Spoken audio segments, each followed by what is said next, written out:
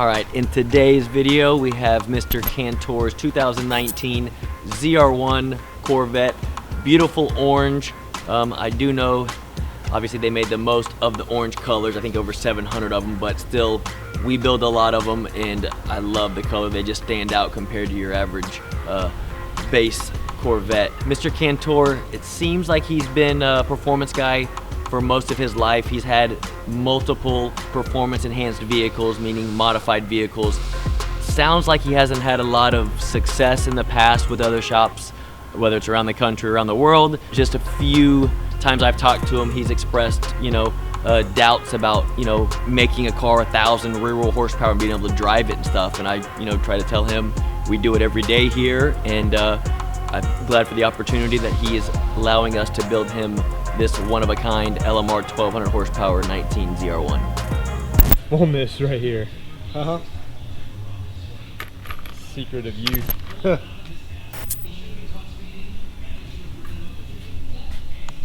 What'd you do all weekend, Dan? I was up here Saturday. Yeah, working on. Yeah, Justin's car. I just chilled Sunday. Justin's car's gonna be running soon.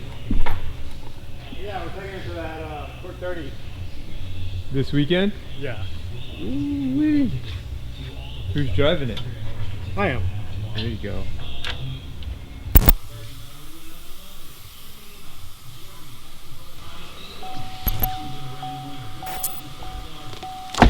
Frankie's about to insert his quarter.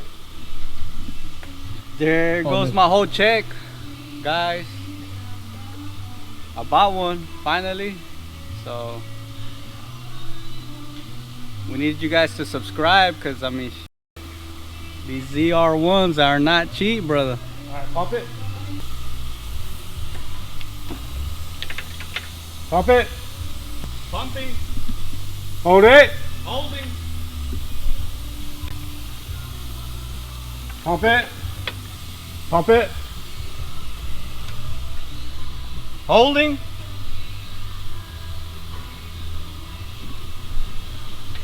Pump it.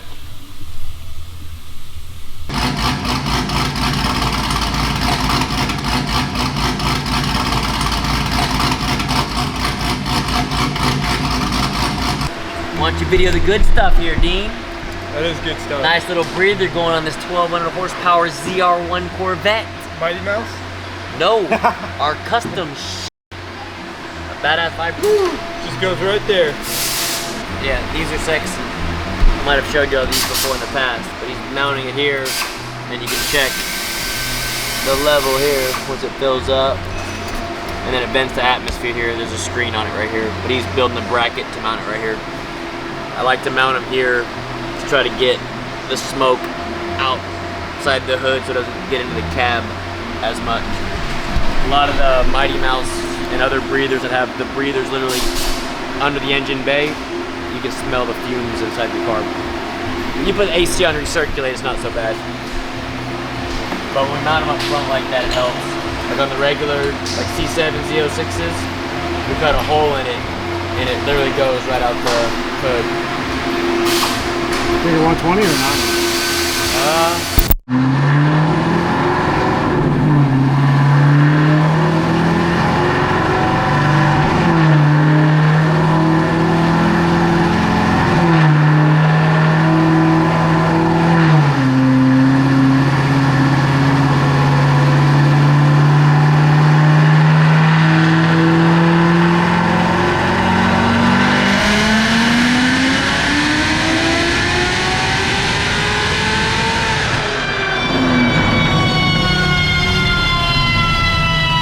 So along with our 1200 horsepower package, Mr. Cantor asked what other things he could do while the car was here, as far as keeping it in one piece while going, whether drag racing it or going 60 to 130 stuff. And like I told him over the phone, we build several of these 8-speed autos with 1,000 rear wheel horsepower that can last a year of racing.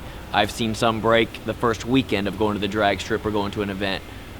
So we went ahead and upgraded the 8-speed automatic transmission in his Obviously with our package he has a complete fuel system and everything else. We did not upgrade the CV axles because he does not do drag racing so much. He's more of a roll race kind of guy, but just one other precaution that we did to ensure that thing's staying in one piece.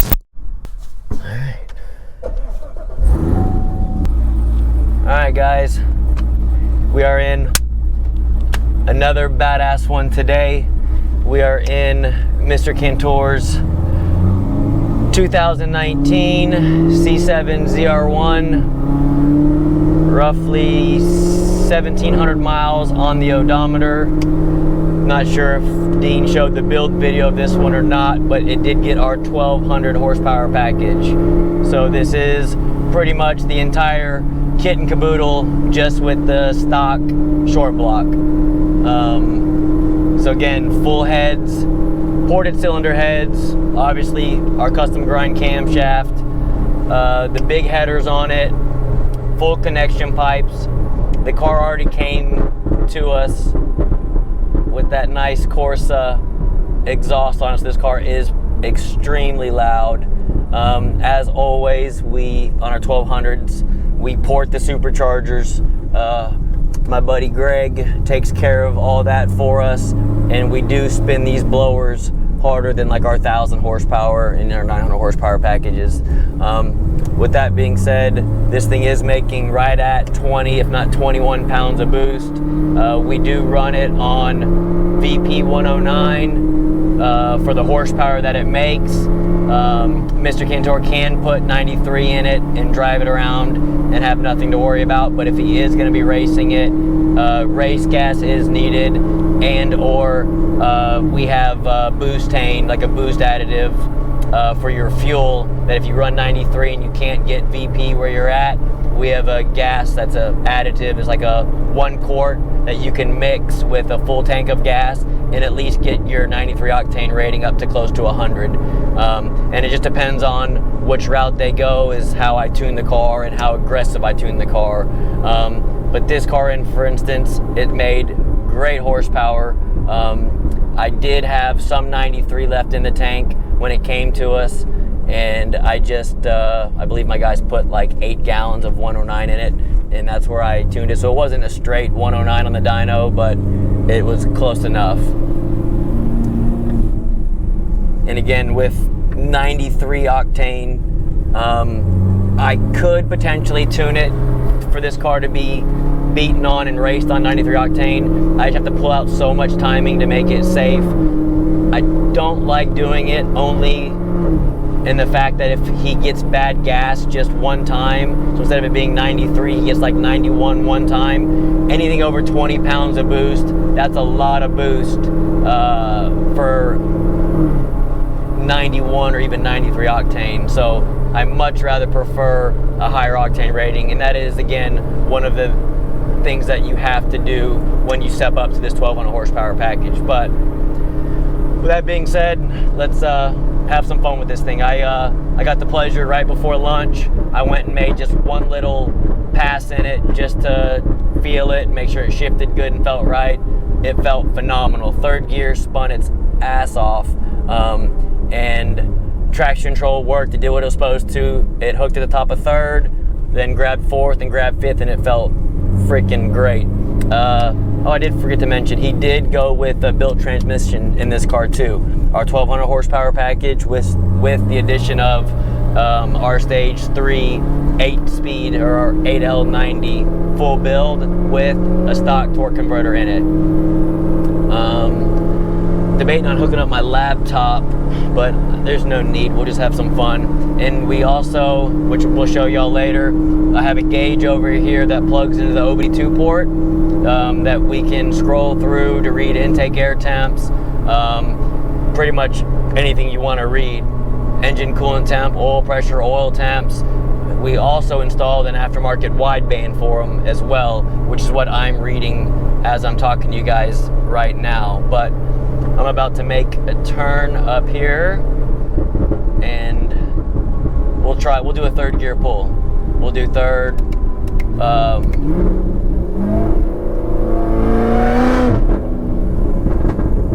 God, this thing sounds so good.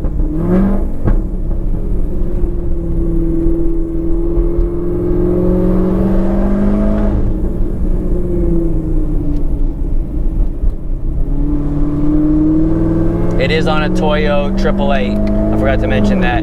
It's got 888s on it all the way around.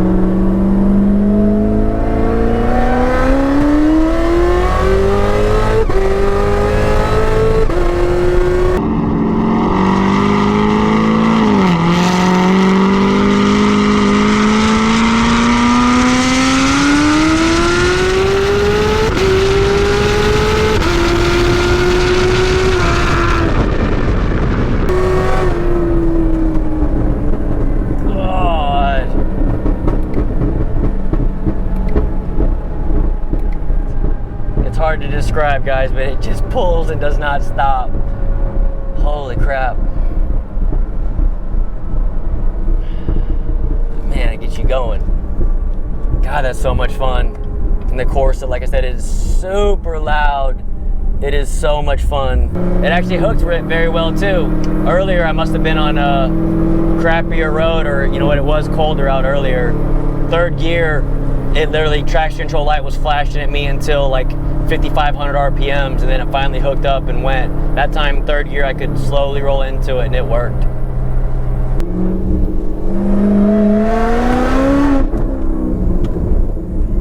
We kind of got a late start. Already have shot Mr. Cantor's car today. Made good video of it earlier, and Dean got some good footage of it. Good shots. But I wanted to take Frankie for one quick pull before we go back and give it a once over before transport picks it up. Are you ready, buddy? Yes, we are. Huh? I mean, you say we're ready, but we're not really 100% ready. We're never really ready, right? But, I mean, you rode in Ethan's car, and that was 1,200 rear wheel horsepower, which is almost 1,500 flywheel. This one's 1,200 flywheel. This one's right at 1,000 rear wheel horsepower. So main difference, C6 versus a C7 body, chassis. And then the other main difference, obviously, manual transmission versus an automatic.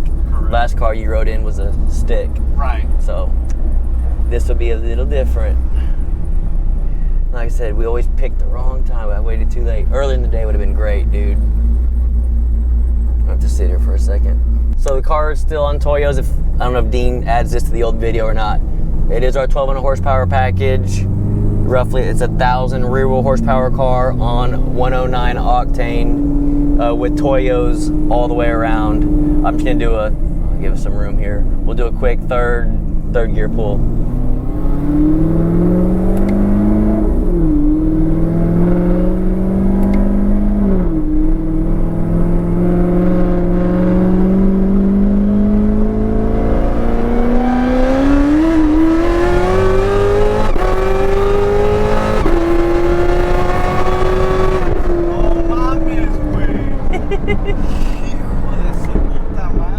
What'd you call me?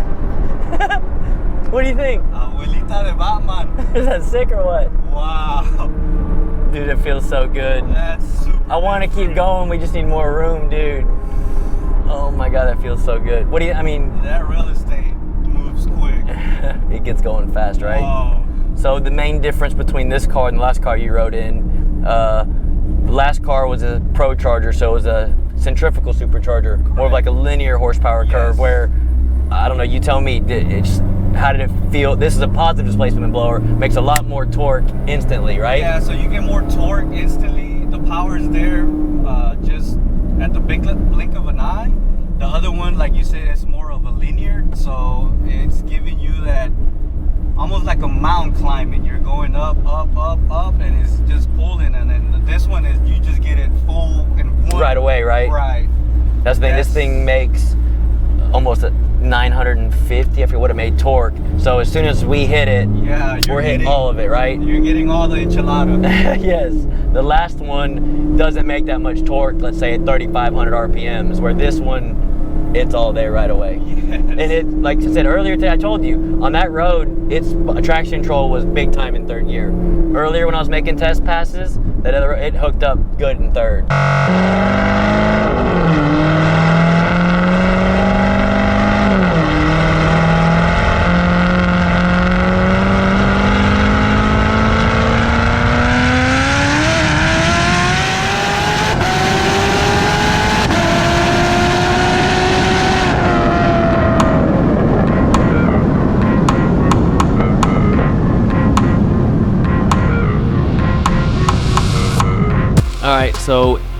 we are getting ready to ship Mr. Cantor's car back to him. It does hurt me every time we send a nice build like this off, but I want to get it back to him and his son before Christmas, so hopefully they can enjoy it over the holiday break. They also just purchased a 2022 ZL1 1LE Camaro that hopefully they will be sending us in 2022 for at least our 1,000 horsepower package. I talked to him on the phone a little bit.